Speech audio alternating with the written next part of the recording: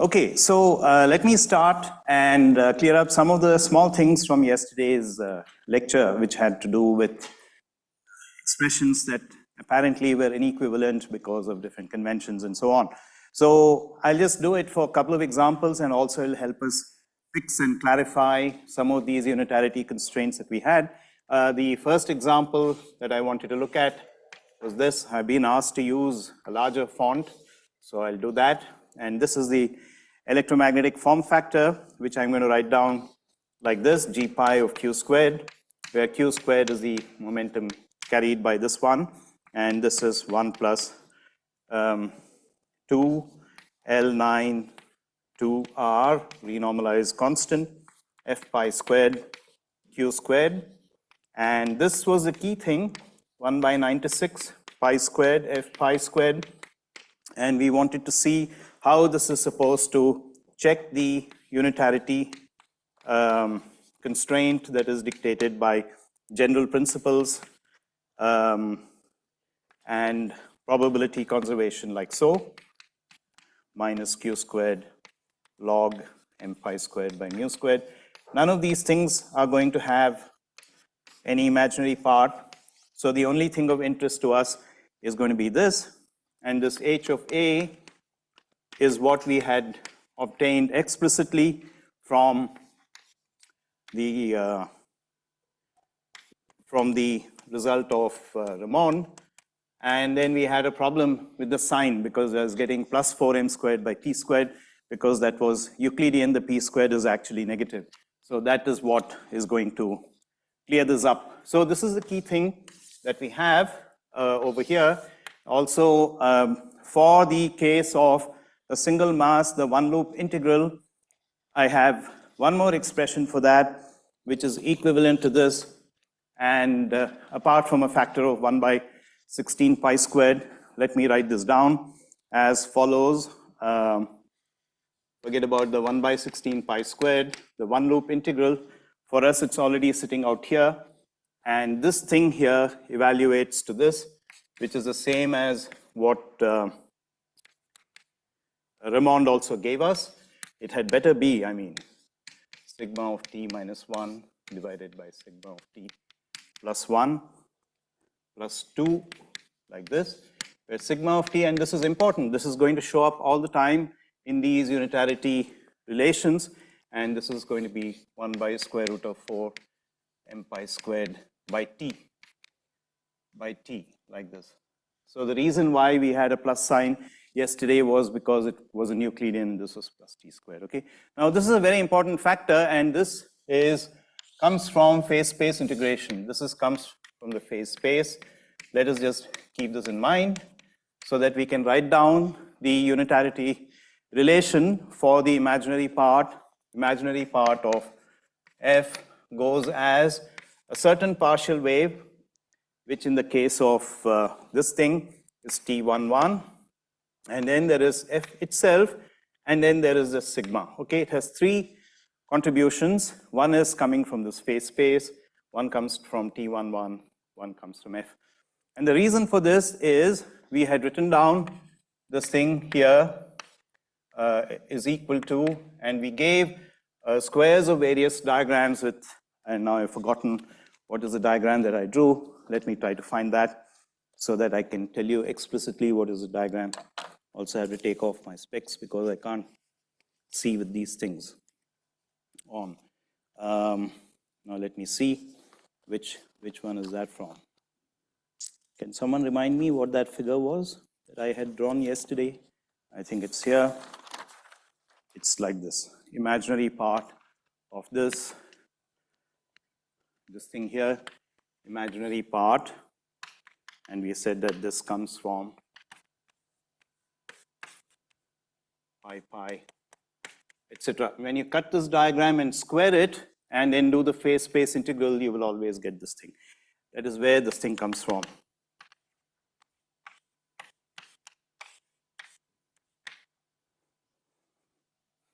Plus dot, dot, dot. Okay. So where were we yesterday? We were with those amplitudes, and it helps to do this again. We said that we have A STU, And I also messed up a little bit on the normalization. This we said is S by m pi squared divided by f pi squared. But actually there's a 32 pi that I forgot over here. So from this we need to construct the three isospin amplitudes, T0, T1, T2, like this. And we meant to do this, and this thing turned out to be 2s minus m pi squared, now by 32 pi f pi squared. Then this is t minus u divided by 32 pi f pi squared, and this was t plus u divided by 32 pi f pi squared. Now I also want to construct for you one more very beautiful combination of these two things, and I'm going to ask you what you get when you combine those. I want you to take this T0 plus 2T2 and divide it by 3. What do you get when you do this? So you get 2s plus 2t plus 2u, and so that should be equal to what in this case? That will be 8. 8 minus, so this is 7 m pi squared divided by 32 pi f pi squared. Okay? And this is completely symmetric in STU. It's a very beautiful combination, and this actually corresponds to pi 0 to pi 0 scattering amplitude. It is a very beautiful combination, and this is totally symmetric amplitude. Totally symmetric amplitude. We also said that cosine theta in the S channel is equal to t minus u by S minus 4 m pi squared, like that. So if you look at this T11 here, it has only one partial wave at leading order. At leading order, this thing has only S wave. Can you argue why this thing has only an S wave and nothing else? Now I can also rewrite this and write this as 4 minus S divided by 32 pi f pi squared. Now look at this and tell me under what circumstances you can have the various Legendre polynomials. Yeah, this thing here is completely independent of t. That means that it has no dependence on the scattering angle. Therefore, it can only have an S wave, nothing else, spherically symmetric. Okay, so that explains why at leading order this T0 has no other waves, only the S wave. And this guy here, what does he have? This one, it's t minus u by 32 pi f pi squared. You can divide upstairs and downstairs by S minus 4 m pi squared, which we did yesterday. And then what did we find when we did that? We found that it has only a p wave and nothing else. And then I forgot about a factor of the 2l plus 1, pl of cosine theta, s, and f li of s. Okay? So that gives f11 of s to be, now you remove this thing here, this s minus 2 by s minus 4 m pi squared, multiply upstairs and downstairs, and what you get is s minus 4 m pi squared divided by what? Don't forget this factor. This factor I forgot yesterday, okay? I forgot not only this factor, I also forgot this 32 pi. So today let's get it right. And what should we get over here? 96 pi. Why? Because I have to multiply upstairs and downstairs by 3. So I end up with a factor 96 by pi. Okay? Now this is very important because we are going to use this in order to verify that unitarity relation on the far end of the blackboard over here. Yeah, only S wave, nothing else. And it must be because it's completely symmetric, so it cannot have the P wave. It can have D waves and so on, but at leading order, it has only the S wave, nothing else. Say that again? Yes. Yes. Yes. You can keep writing, but you have to choose a basis. It's always useful. Obviously, you have 3 variables, but they are not independent. Only 2 of them are independent. So you can choose them to be S And often you use t minus u as the independent variable because it is directly related to the cosine theta in the center of mass frame. Okay?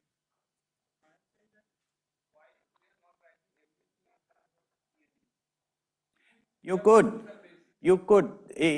These are all, it's a sort of a fake gauge invariance that is sitting in this space of reparameterizations of this STU. It's just constrained. It's just algebra. No matter what you do, you have to get the final physical answer has to be the same. It may look different in intermediate steps, but the final physical answer has to be the same. Okay? Now, I want you to help me with this and ask you to help me predict the imaginary part of this form factor at one loop. Okay, so what we are trying to do is to predict the imaginary part at one loop, and on the right hand side you have quantities which are evaluated at tree level. Okay, so this is an expression of what is called perturbative unitarity. Perturbative unitarity. That is to say, the unitarity at a certain loop order relates it to quantities on the right-hand side at a lower loop order. It's obvious when you look at those amplitudes over there that they're completely real. There's no imaginary part generated at tree level, and this is always true because at tree level you never have imaginary parts. Imaginary parts are generated only by loops. Now, this perturbative unitarity relation, we are going to predict the imaginary part of the one loop amplitude using the results known at tree level. Can someone now tell me what is this T11 at tree level? Tell me, look at that and let me know what this is. This is S minus m pi squared divided by 96 pi. What is F at tree level? F at tree level, look at this expression and tell me what is F at tree level. 1, nothing else, right? I mean, this is all generated by the higher order Lagrangian piece, and this is generated by the loops of the tree level Lagrangian. Okay, so good. So this is S minus 4m pi squared, this is equal to 1, and this is square root of 1 minus S by 4, isn't it? No, 1 minus 4 by S, 1 minus 4 by S.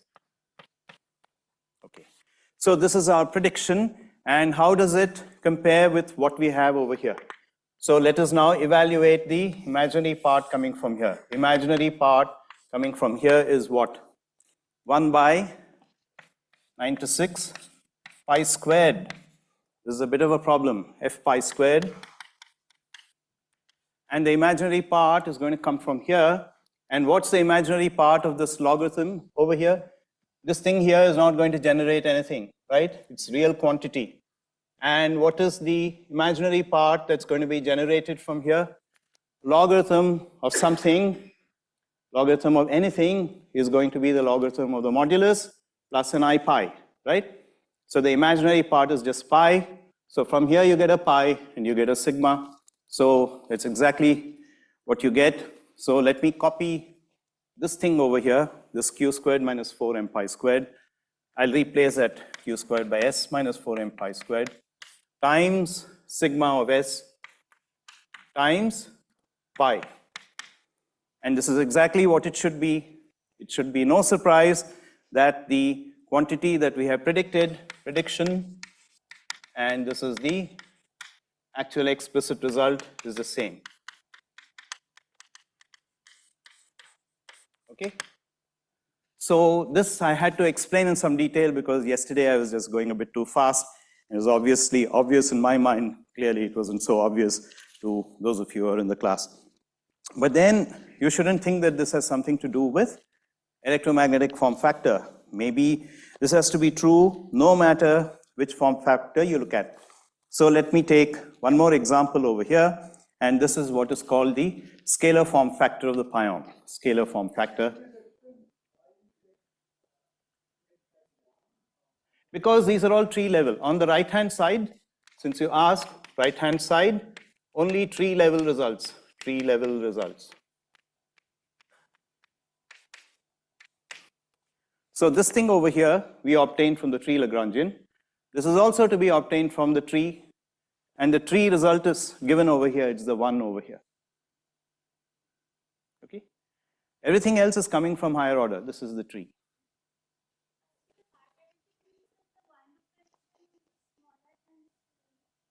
Yes, yes. I'm not talking numerically. I'm talking about the structure of how unitarity corrections arise. Okay. It's perturbative in the sense on the left-hand side you have the one loop result. On the right-hand side you have a product of tree level results. Okay. Now obviously this thing is going to generate amplitudes at the one loop level also. So if I put the one loop result for T11, that will be related to the imaginary part of the form factor evaluated at two loops. So this is at one loop. At every loop order, such a relation will exist. And the imaginary part at the nth loop is related to all the objects on the right-hand side evaluated at the lower loops. Okay? That's how this loop expansion is organized. It's just a property of the loop. And you can also get an idea by computing various powers of h bar and so on. Okay?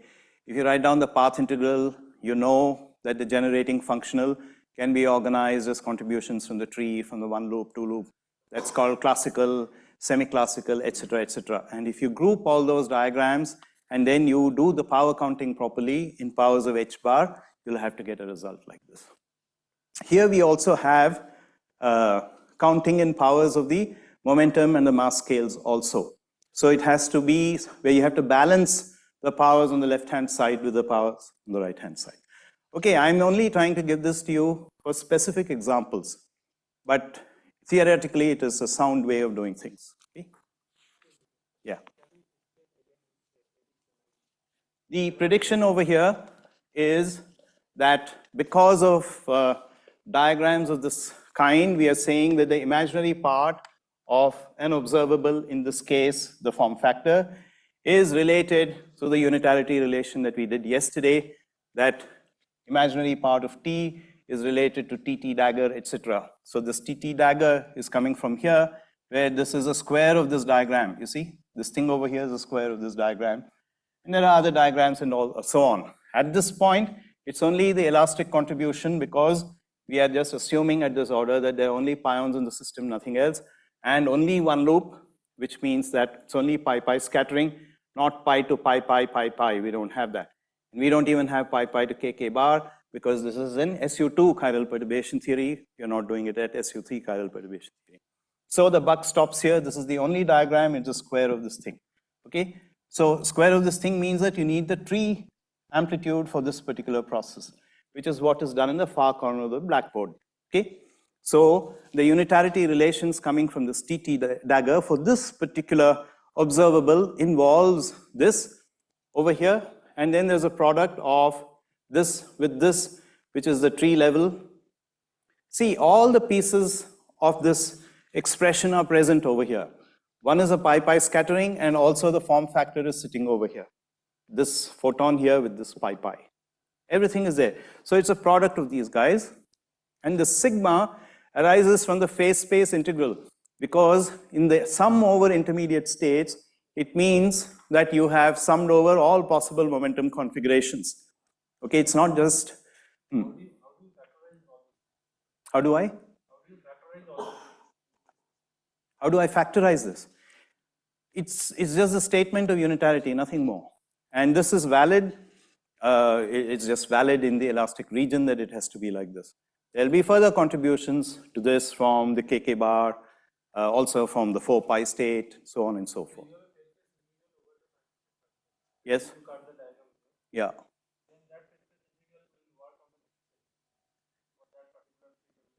Yeah. Yeah.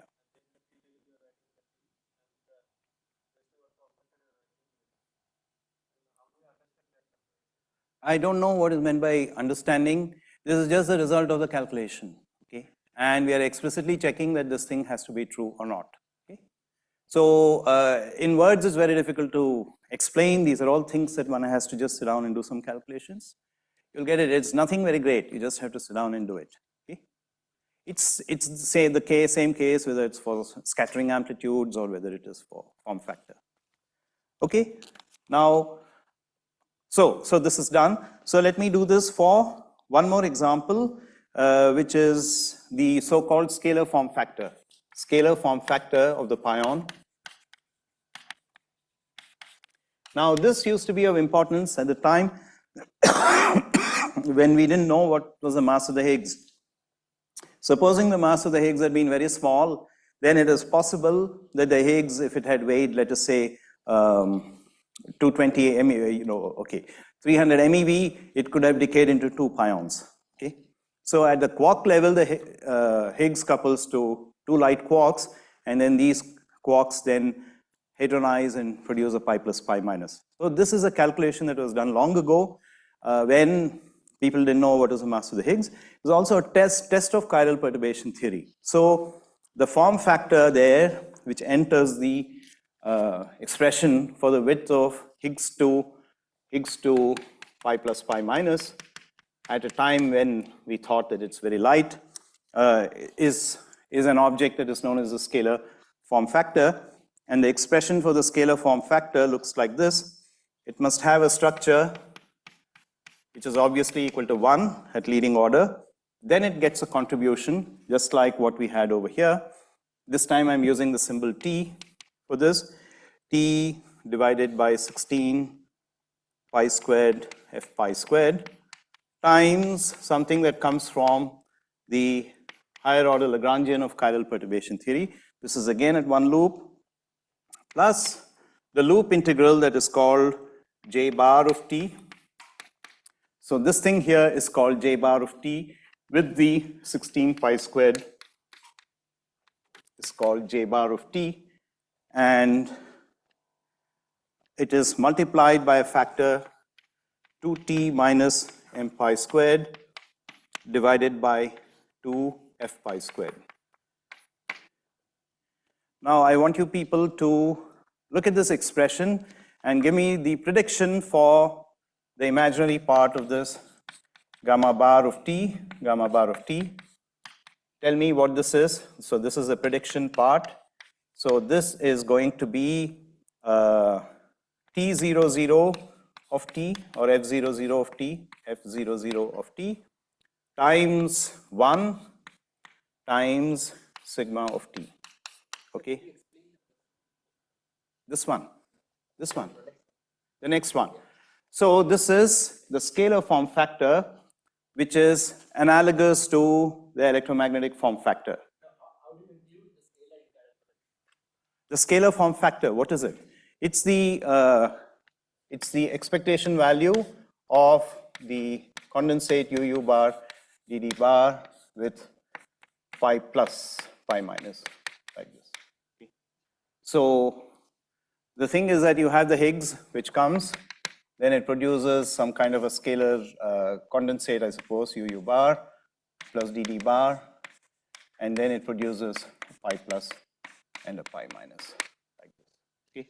So diagrammatically, you can think of this as being similar to the diagram over here, where you have a gamma that produces a pi plus pi minus.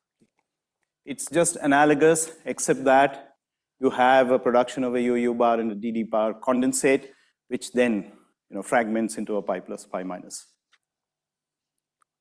So that is why it enters into this. But we want to explain the property of unitarity for this thing. We want to make a prediction for the imaginary part of gamma bar of t using the same idea, using the appropriate pi scattering amplitude, the tree level result for the form factor, and the same phase space factor sigma of t. Now somebody predict this for me.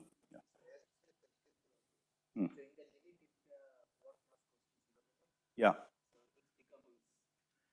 If it had been so, yeah. This is not the full expression. This is not the full expression. This is an object that enters into the calculation. The width of, it's there. I have not included all that. It's proportional to this gamma bar of t squared with masses and all present. Okay. Now, what we need is a prediction for this F00 of t. Yeah. It's just the notation. This is the SU2 effective constant that enters into this quantity. Okay. These are all calculations in one loop chiral perturbation theory. What is done over there is an SU3 chiral perturbation theory with this particular thing. Actually, it's probably SU2, but their choice of effective coupling constants in the book of Golovich and company is something that has Donohue and company, is represented by capital L's, whereas the corresponding quantities in the original paper of Gasser and Leutwiler is in terms of effective coupling constants that are called L1, L2, L3, all the way till L10, okay? So these are all the coupling constants of chiral perturbation theory. So it is, as you know, a non-renormalizable theory. At tree level, it has only one coupling constant, which is the pion decay constant. Because it's non-renormalizable, when you evaluate the loops, it generates new kinds of divergences, which cannot be absorbed into a redefinition of the pion decay constant. And it generates more and more derivative couplings. The coupling constants associated with each of those higher order terms is denoted by these various small LIs, which are the renormalized constants where the divergences are absorbed. However, the loops leave behind a part which is finite, which also has all the desired properties of any one loop theory. It has a correct branch cut, it has imaginary parts, and so on and so forth. So for a given observable, this is the structure of what that quantity is going to look like. It'll have the contribution that comes from the tree, nothing more, and a contribution that comes from the coupling constants of the renormalized Lagrangian, and a piece that contains the one loop integral. It is not going to disappear. Only the finite part of the one loop integral, which is this. But it retains the memory that this is an expansion in powers of the momentum. Why? Because various factors of energy are left behind, okay? Now, if you did this to two loops, you'll get two loop integrals also. You'll get larger number of coupling constants. Did I answer your question? Okay, now, please look at this. On the left-hand side, we have the one loop result. On the right-hand side, we have the tree results. Now, somebody has to tell me what is this F00 of t. One, of course, we all know what this is, and what is sigma of t. Please, somebody look at the blackboard and tell me what is this. I already told you that there's only an S wave sitting over here. There's no dependence on any Legendre polynomial. So this object that is sitting over here, no Legendre polynomial. For L equals 0, this factor is also equal to 1. So this object over here is nothing but the scattering amplitude. Okay, so this is nothing but the scattering amplitude. So let us say what it is. So from our prediction, we can write that this is equal to 2s minus m pi squared divided by 32 pi f pi squared times 1 times sigma of t, which is square root of 1 minus 4m pi squared divided by s. Okay, so this is the prediction. Now let us evaluate it from the quantity on the right-hand side. So on the right-hand side, none of these is going to generate any imaginary part. This is the only thing that will generate an imaginary part. Let's look at an expression for j bar of t over here. The 2 is not going to generate any imaginary part. It's only this logarithm that is going to generate an imaginary part. And the imaginary part that it generates is I pi. So sigma t times I pi times whatever it is that we have over here. Where is my expression? This thing. So from here, we have 2t by m pi squared divided by 2f pi squared, 1 by 16 pi squared times I pi times square root of 1 minus 4m squared divided by s. Does it all work out? Oh, I should remove the I, because the imaginary part is what we are saying, so the I is not needed. So this pi cancels with 1 power of I, and you get 2t minus m pi squared divided by 32 pi f pi squared square root of 1 minus 4m squared by s. Okay? So this is a very explicit calculation of what unitarity is doing in these cases.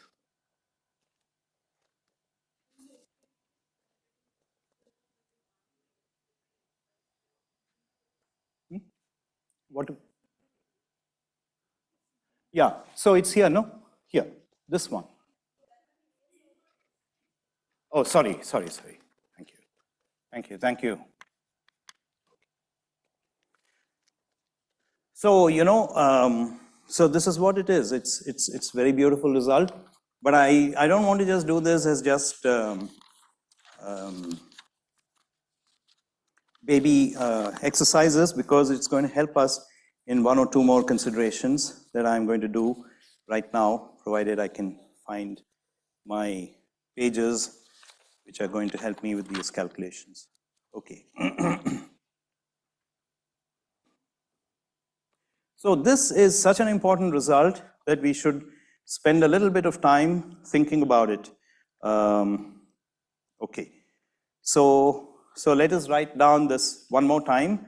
So imaginary part of f of t is square root of 1 minus 4m pi squared by t times, let me just stick to the case of the electromagnetic form factor, T11 of t times, I can write this as f star of t times theta of t minus 4 m pi squared.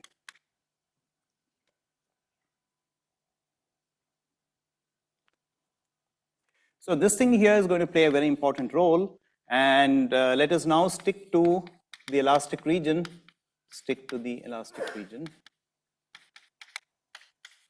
And I have to say a little bit about these partial waves and what they look like. I have to give you some definitions of what these partial waves look like and what does unitarity do for them and so on. Okay, so this is going to be very important for us.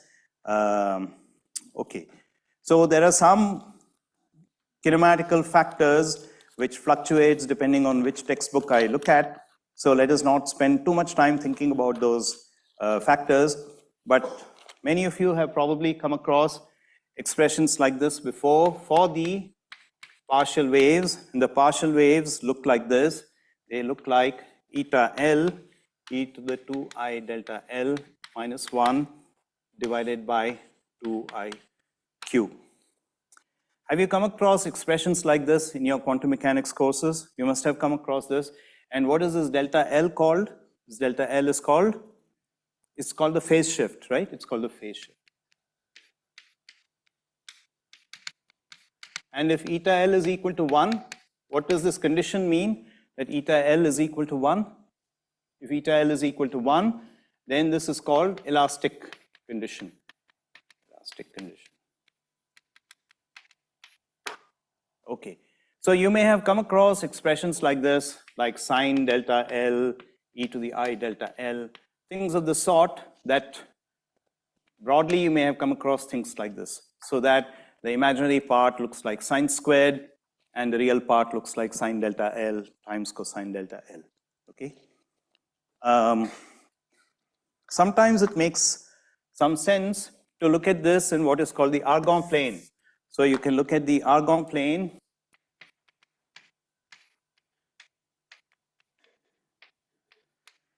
So this is a kinematic factor that is introduced in this particular discussion. This is from Martin and Spearman.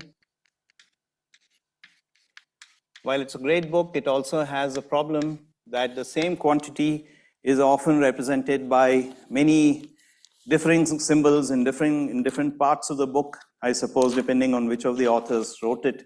One of them will call it F, then another will call it TL, then they'll have a factor of square root of Q, square root of S, so on and so forth. But these are all things that I'm going to leave as a challenge for you all to figure out, okay? So above the inelastic threshold,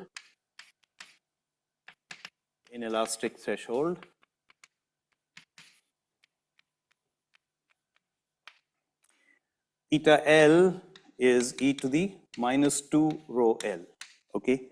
So then FL in general is represented by e to the 2I delta L plus I rho L, like this, minus 1 divided by 2IQ. So in this Argon plane, this is what it's going to look like. And I'm going to represent this.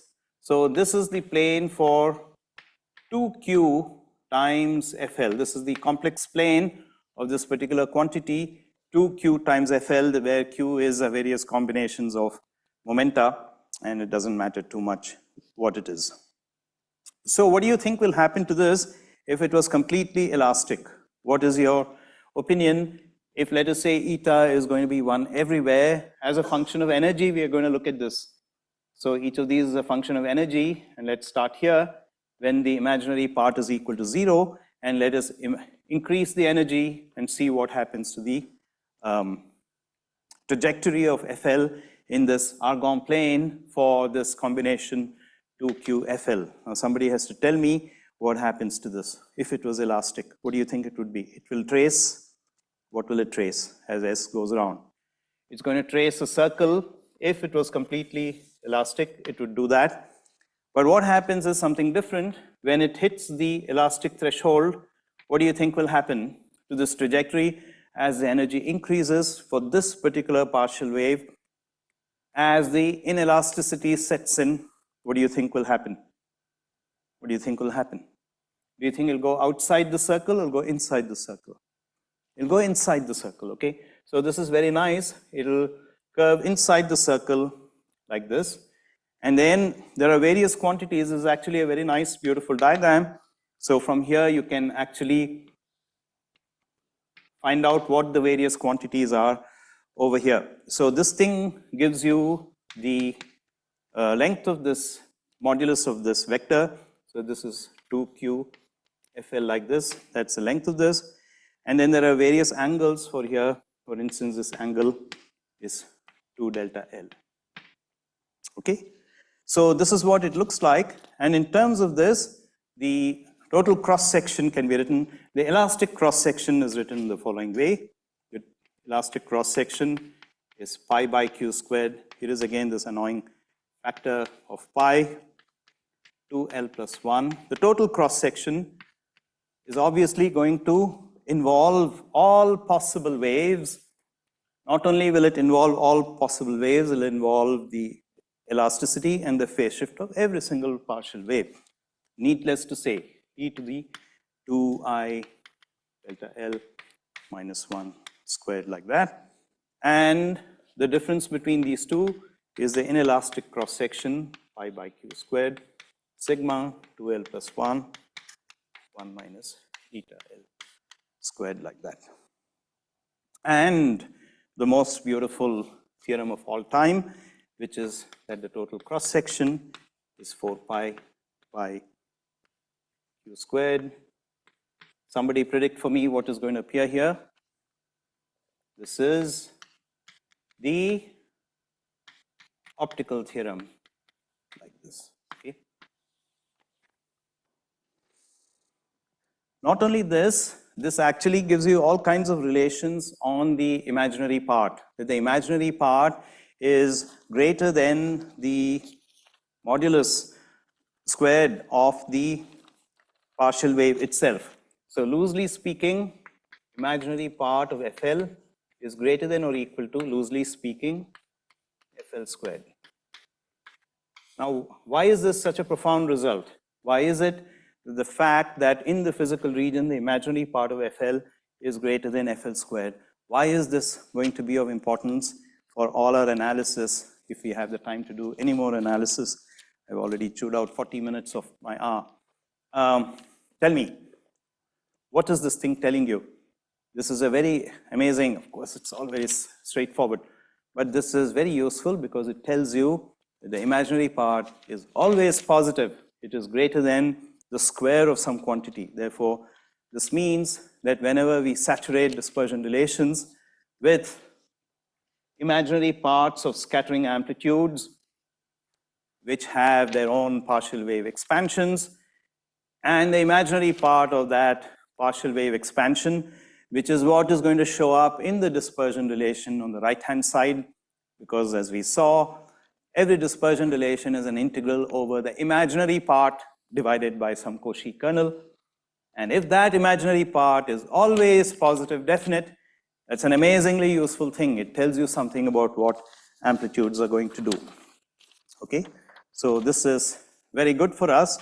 And then now I go on to what I wanted to say about this form factor, except that I have lost my, okay, here it is. I haven't lost it. It's here. Okay, so in the elastic region, after having introduced this definition for the partial wave, which is going to differ from the convention that I have over here, that Q is not present, that f of t minus f star of t divided by 2I. You all agree that this is the imaginary part, right? You don't have any problem with this. So this is equal to e to the 2I delta 1 of t minus 1 divided by 2I times f star of t.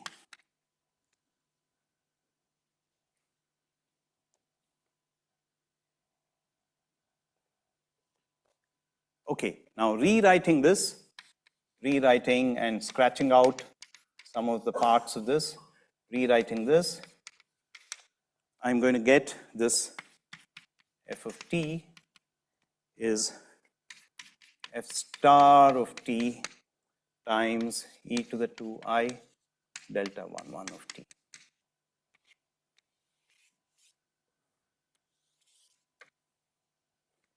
On the left-hand side, let me assume that it has a certain phase, call it delta f. And on the right-hand side, what will it be? It'll be minus delta because it's just a complex conjugate, okay? So then I can ask myself, how do I write the phase relation between these two things? Is there anything that I can say a priori, or at least at this point, we do not know what is the phase of f. And I want you to look at this, and I want you to predict for me what is the phase of f of t given this particular relation. This is one of the very important results from dispersion theory, okay? That you're saying something about a priori unrelated quantities. One is a form factor, which is arising from a 3-point function. The other is coming from a 4-point function, scattering theory, okay? That is the phase shift of a particular partial wave in a related scattering experiment. Of course, it's related, but a priori, there should be nothing that the 3-point function knows about the 4-point function, okay? Except that these things are all tied up and related by unitarity, by the fact that you have a sum over intermediate states and all this kind of thing. Now, one of you has to really solve this puzzle for me and tell me what is going to be the phase of f of t, okay? Since you people are not helping me, I'll try to do it myself. So I'll write this as e to the I delta f, okay, if you don't mind. And on the right-hand side, what shall I write it as? F of t times e to the minus I delta f times e to the 2I delta 1 of t. Now, can someone solve this for me and tell me what is delta f? Delta f is therefore equal to, it's only the second day of the school, you have to be here for the next 10 days, no? Yeah. Tell me, what is delta f? You can tell me softly so that nobody else hears, okay? Come on, tell me what is it? Take this to the other side and tell me what is delta f in terms of delta 1. It is equal to delta 1, isn't it? This is equal to delta 1. In the elastic region, the phase of the form factor is equal to phase of the form factor is equal to the phase shift of the corresponding partial wave.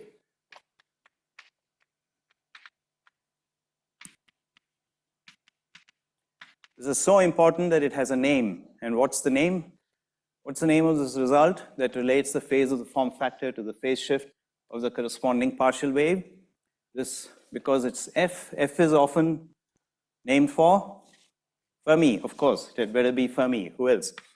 This is called the Fermi-Watson theorem. It's a very important result in dispersion theory. Okay.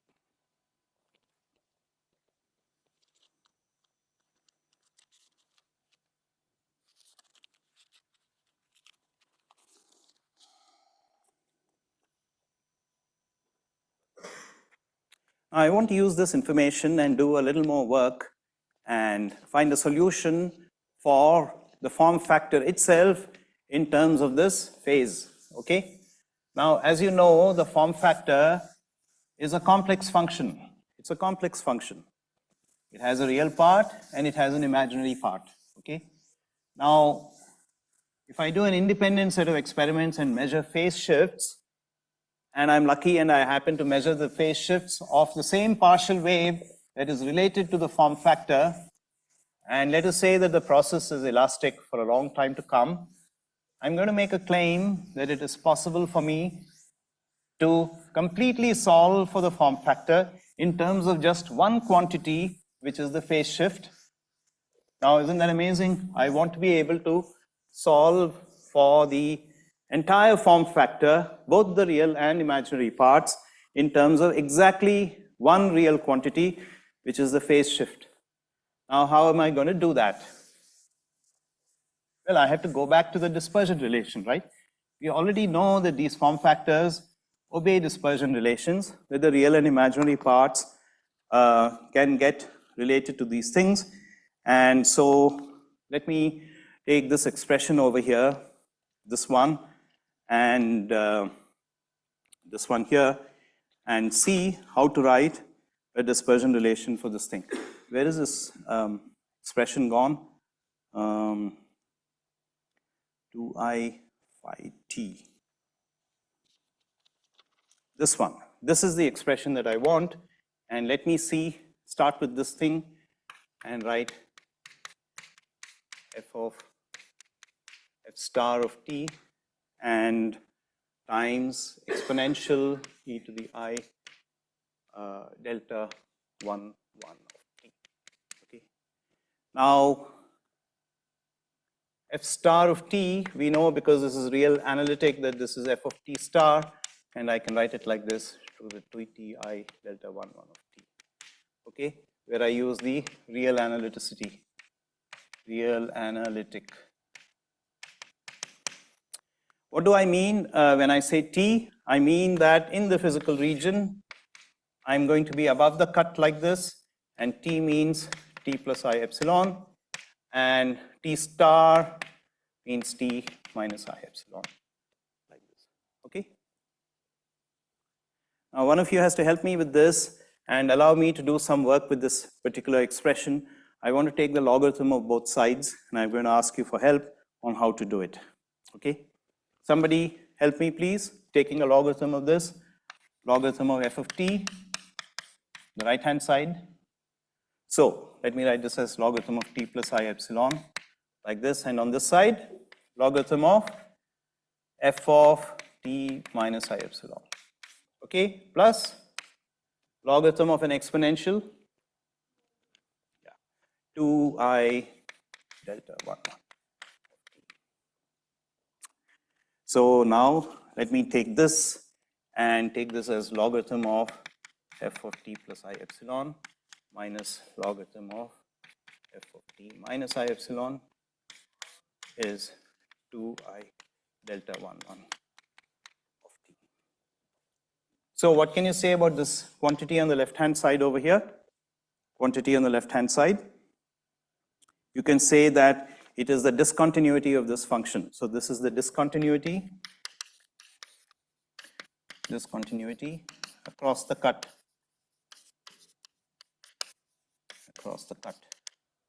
So the discontinuity across the cut is equal to the phase shift itself. Yeah, it's okay? Yeah. So One case it is t plus I epsilon. yes. Another case t minus Yes. I epsilon. Yes. It was t star. Exactly. And we have used this.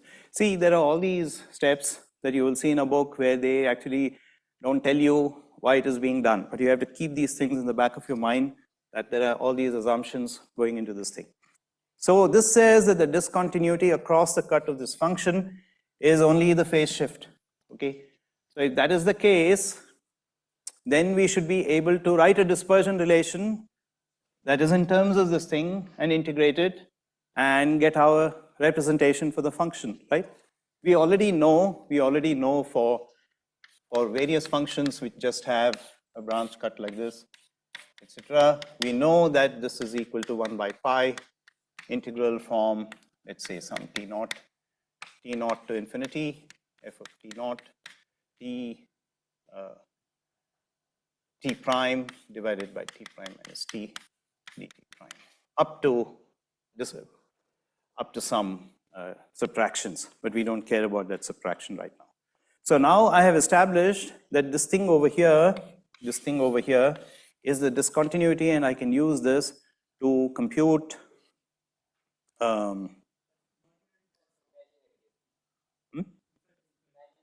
Thank you. Very good. Yeah. Do you think I can straight away do this? I can do this only if there are no singularities of this log function. We know that all this we can do only if we know that there are no singularities, okay? Now, it may have some singularities. The f itself can always pass through zeros, there's no problem. But if the f passes through a zero, then the log will have a problem because you can't have a log of a zero, right? So there's a bit of a problem over here. So what do you suggest we should do in order to do something about the fact that what you're trying to do is you're trying to write down a dispersion relation for the logarithm of f and not for f, okay? So please think about that and tell me what are you going to do if the f passed through some zeros over here, because if it passes through some zeros, then there's going to be a problem and this log is going to have singularities. How about eliminating those zeros, okay? So how would you eliminate those zeros? So if it has a zero, the function itself has a zero, you divide it by another function which also has a zero so that the two zeros balance out, okay? Now it has to be a very nice function that you divide this f by so that it doesn't induce and create other singularities. That would be a real nonsense if it created other singularities. So what is the option that you have? A very nice function which will have the same zeros as this f that you can stitch. You know, it's like a quilt that you're going to stitch, where the zeros of this f will get cancelled by the zeros of this rather nice function that you're going to stitch, so that the result of f divided by this new function has no zeros, has no singularities. What is a very nice function which can have zeros but has no other singularities? Please tell me. How about a polynomial? Nothing in the world could be nicer than a polynomial. So let us define a new function, omega of t, as f of t divided by p of t, where p of t is so chosen so as to have exactly the same zeros as f of t. Okay? Now what can you say about logarithm of omega of t? Logarithm of omega of t, if I write it like this, someone help me evaluate this, logarithm of f of t minus logarithm of p of t, okay? Now let us look at logarithm of omega at t plus I epsilon minus logarithm of omega of t minus I epsilon like this, is logarithm of f of t plus I epsilon minus logarithm of p of t plus I epsilon minus logarithm of f of t minus I epsilon plus logarithm of p of t minus I epsilon. Okay? Now this is all not even high school mathematics, this is middle school mathematics. So this log over here, the difference between these two logs, is a difference between the original object that you started out with and two additional logs like this. But what can you say about this? Now this is a polynomial, okay?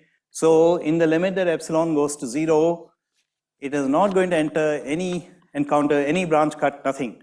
So these two things are going to cancel out. So you can gladly accept that logarithm of this minus this is the same of logarithm as of this minus this, okay? So if I do that, then it is possible for me to now solve for the logarithm of omega of t, logarithm of omega of t. This time I will even include a subtraction, why not? Logarithm of omega of 0. Let's introduce a subtraction and you get the solution p by pi integral for m pi squared to infinity. Then this delta 1 1 of t divided by t prime minus t dt prime. Okay, so let us rewrite this now and put omega of 0 to be equal to 1. Yes, can always be done. You can play around with the overall normalization of this polynomial because that will not change the position of the zeros of this p. So you can choose this without any loss of generality. And then your omega of t now, and somebody has to help me with the solution, is a very beautiful solution. It is an exponential of t by pi with an integral from 4m pi squared to infinity of delta 1 1 of t prime dt prime divided by t prime minus t. Okay, this is a very great solution that you can actually find this omega of t, and this is known as the omnis solution. Omnis solution. It's kind of a wonder that such a solution actually exists, and it was found a long time ago in this field of dispersion relations. So this is telling you that if you have the phase that is measured in from some scattering experiment, you can get the corresponding solution for the form factor itself in terms of data that you have gathered from a scattering experiment. Of course, assuming that the inelasticity is weak and you can throw it away, and you can do this and get a fairly decent solution for the form factor just using this. And this is all related only to that simple unitarity relation that we had that relates a form factor to the scattering amplitude. And doing a little bit of work, we managed to push it and express the result in terms of the phase shift and to get a corresponding solution known as the omnis result. But of course, you have to keep in mind that at the back of all this, there's a set of integral equations that we managed to solve for the simple case of a single channel problem, But actually, there are also other situations. If you have more than a single channel, also it is possible to solve this. And I'll give you one example coming from, again, this time from the scalar sector, where the scalar sector, this delta 1 1 will be replaced by delta 0 0. But we also need to include inelasticity. And the inelasticity, the strong inelasticity in the pi pi to pi pi case comes not from the 4 pi channel, which is actually suppressed, comes from kk bar scattering. Yes.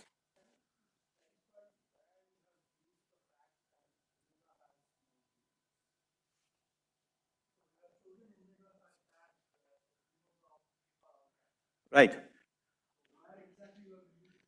This, in general, this dispersion relation that you write over here, this for this f of t, as just the integral coming from the contribution from the real line, assumes that there are no other poles of this function anywhere in the complex plane, okay?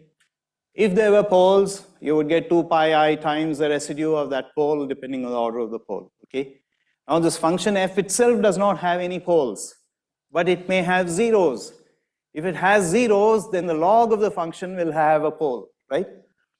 So you need to do this kind of massaging in order to, the reason for giving you this example is when people say dispersion relations, everybody thinks that it's sort of an empty statement. It's not.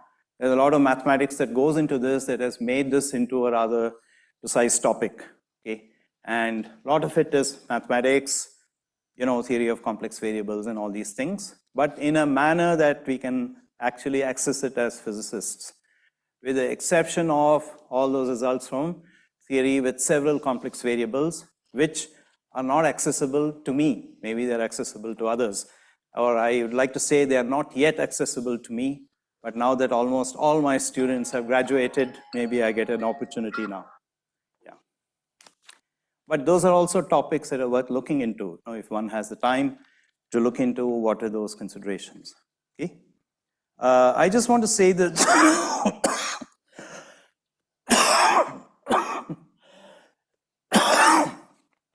excuse me. Yeah. Yes. Yeah. Yes. This P of t is known to you. You introduced this polynomial. Yeah. Yes. Yeah. But if you think of this as an astonishing thing, that now you know f everywhere on the principal sheet. You may not know what it is doing in the second sheet and so on, but definitely on the principal sheet, you know it everywhere with a finite bits of data, like you just mentioned, position of zeros, and exactly one continuous variable. Of course, everywhere on the energy axis, starting from the threshold. Okay. But still, it's an amazing thing. Now you know f, both the real and imaginary parts, for all values of t, complex values of t, okay? And on the real line, of course, you have to approach and you have to always replace this 1 by t prime minus t, always has to be replaced by principal value of t plus I pi, t minus I epsilon minus I pi like this, pi times delta of t prime minus t like this. This formula is always kept in mind that this delta function will always recover the imaginary part for you, whereas this thing, the Cauchy principal value, will give you the real part of the amplitude. Okay? Not of the amplitude of this particular function or the form factor. I just want to say that in certain cases, even inelastic channels can be accounted for. Inelastic channels can be accounted for.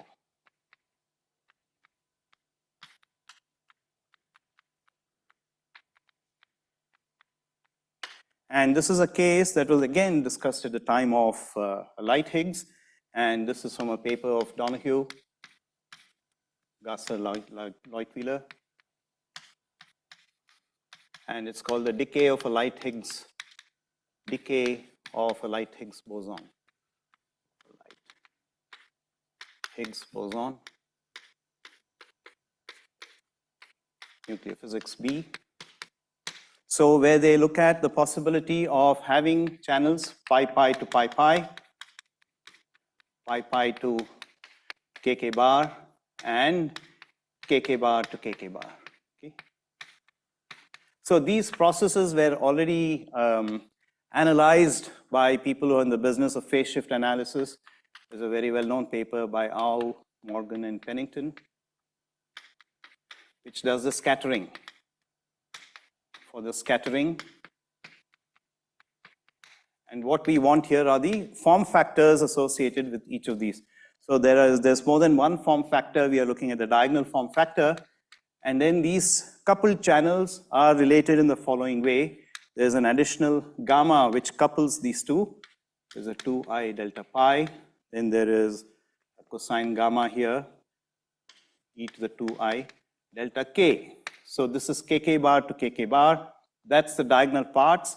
And then there's going to be a piece which is going to link pi pi to kk bar, and it shows up in the off diagonal elements, sine gamma e to the I delta pi plus delta k. Please note that it's 2 delta pi, 2 delta k over here, whereas the off diagonal element has both the phase shifts delta pi and delta k. And obviously, for this, the threshold is going to be at kk bar, which is nearly 1 GeV, whereas here the threshold is going to be at 280 MeV. So there's a long intermediate region where it is still quite inelastic. I sine gamma e to the I delta pi plus delta k. I'm almost done with this particular thing. So here it becomes a coupled problem to solve for the relevant form factors. Solve for the relevant form factors.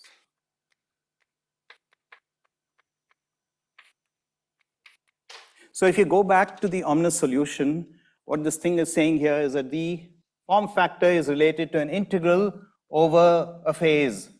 An integral over a phase. So these phases are supplied to you by the people who do the scattering.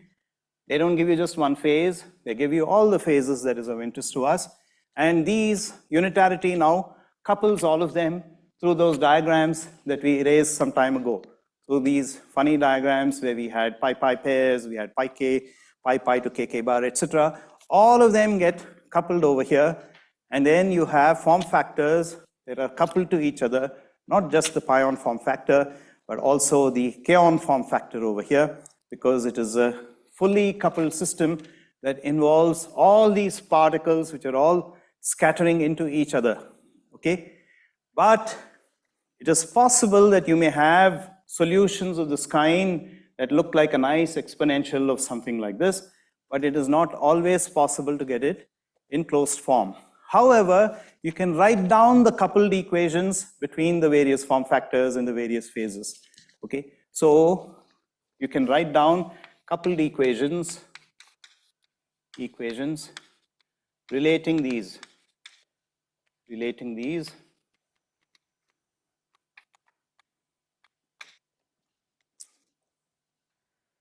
And you have exactly the same kinds of things. You have the scattering matrix Smn, which will be a delta Mn plus 2I times square root of sigma m sigma n times a Tmn, where sigma m is again the phase space factor 1 by 4 m squared divided by s, etc. Then you have a matrix equation that couples the imaginary parts of the form factors to, I think I've written this incorrectly, to a scattering, so these are called the scattering matrices, these are the scattering matrices, or T matrix, and these are all related to each other. I have not got the correct expression, and it's possible to numerically solve for these things. So this is numerical solutions which can be done in this case, which are not so difficult. It's an implementation of the unitarity conditions. Now the unitarity condition is not a condition on a single form factor, but it's a condition that couples all these form factors together, and these numerical solutions of these integral equations go under the name of the Muskelishvili omnus solutions. Presumably there are packages today which do these things, but I know that most of the people in this field write their own programs to solve the corresponding Muskelishvili omnus solutions. And it was necessary to do that because the inelasticity cannot be neglected in these things, and if you neglected it, then you will get rates for the Higgs boson which are all basically nonsense relations, because physically you know that there is a strong inelasticity that sets in at this kk bar threshold. Now, you may say that the Higgs is 125 GeV. Why do I care about all this? Now, this goes back to Tuhin's comment, which is that these considerations can also be used theoretically to produce bounds and masses of quarks and so on. It could also be useful for constraining, simulations on the lattice and so on. So, all this is useful both in theory and in practice, depending on the context. So I think I have overshot my time, but that's okay. I'm quite happy to take some questions at this point if there are any.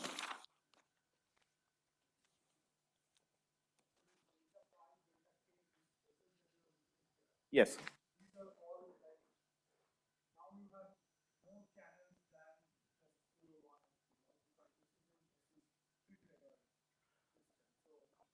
No, but we are also interested in the angular momentum. So this is in the scalar channel where L is equal to 0.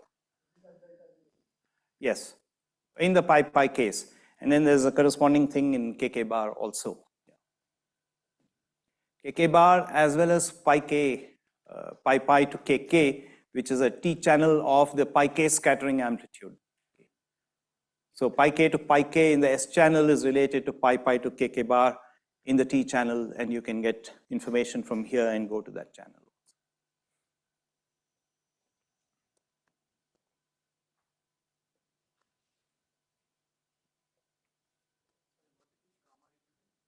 Oh, very good.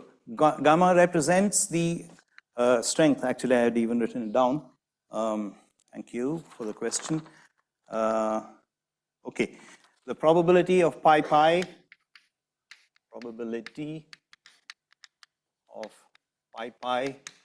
going to kk bar is proportional to sine squared gamma.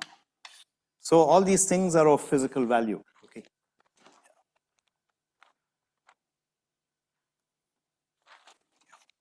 And it is got from this coupled channel analysis. Okay. And it is to be determined. This gamma is to be determined from the scattering information and solutions of this Muskelishvili omnis solutions will give you all these. When you numerically do it, and then your minuet program or whatever finds a minimum of the solution, at that point you have to compute these objects, and then that will give you, for the physical process, what you're looking for.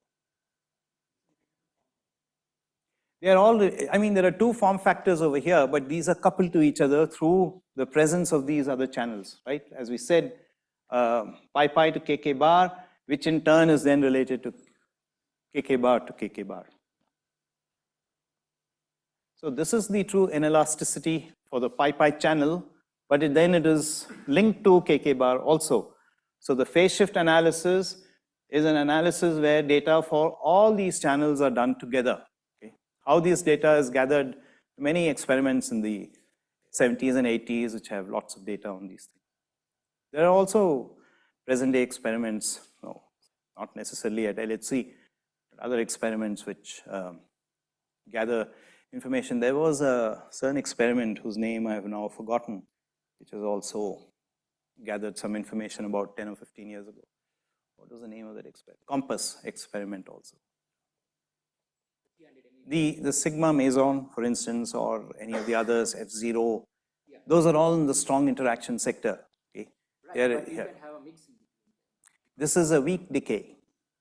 And these are all things which have a pole far away on the from the real line and on the second sheet and so on, right? They are actual resonances associated with pi scattering, which is completely different animal from the Higgs, which is coming from the electroweak sector and just happens to decay into. But yes, these phases, delta 0, 0, they are related to the sigma meson, they are related to the F0 and so on. So this is of course all measured on the real energy axis, whereas these things are sitting on the second sheet. And then there are experts who know how to go from this to the second sheet and figure out the mass and the width of the sigma and so on. So it's done, there are experts who do all these things. And in order to do that, again, they use properties of real analytic functions because the expression that you have for the partial wave and the corresponding S matrix and so on, for that partial wave is is defined in a very precise way to these things, and we know exactly how that analytic continuation is performed to the second sheet. Now, so what they do actually is to look for zeros on the first sheet and then look for the corresponding image on the second sheet. Otherwise, these things are unstable numerically, or that's what I read in papers. But these things are now also seen on the lattice by some groups. Yes. Yes.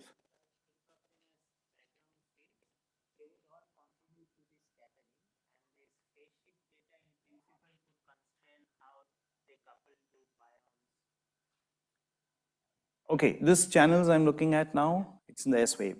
Okay, but yes, if it was a P wave, you would have all those things, and there are all these people who produce masses and widths of, let us say, the row. They take into account data from innumerable sources. So again, there's a whole community of people who do these things. And in PDG, if you look at determinations of the row, you will see that they have hundreds of references for determinations of these things. Yes, yes. There's a group in Bonn who's been doing this now, a group in Bern which is also doing, and then they have a lot of learned debates about the pi and sigma term. Somebody will say it's 52 MeV, somebody else will say it's 75 MeV, and they have ideological differences. That's what keeps our community happy, so that we have, you know, some disagreement somewhere. So they will be arguing about, have you done this right, have you done that right, so on. Was my class till 12 or 12:30? Was my allotted time 1 hour or 1.5 hours? 1 hour, okay. So I shouldn't shortchange, you know, that's why I'm asking. So yesterday you got delayed a bit. Okay, That's okay, why okay. your class started late. Okay, okay. Yeah.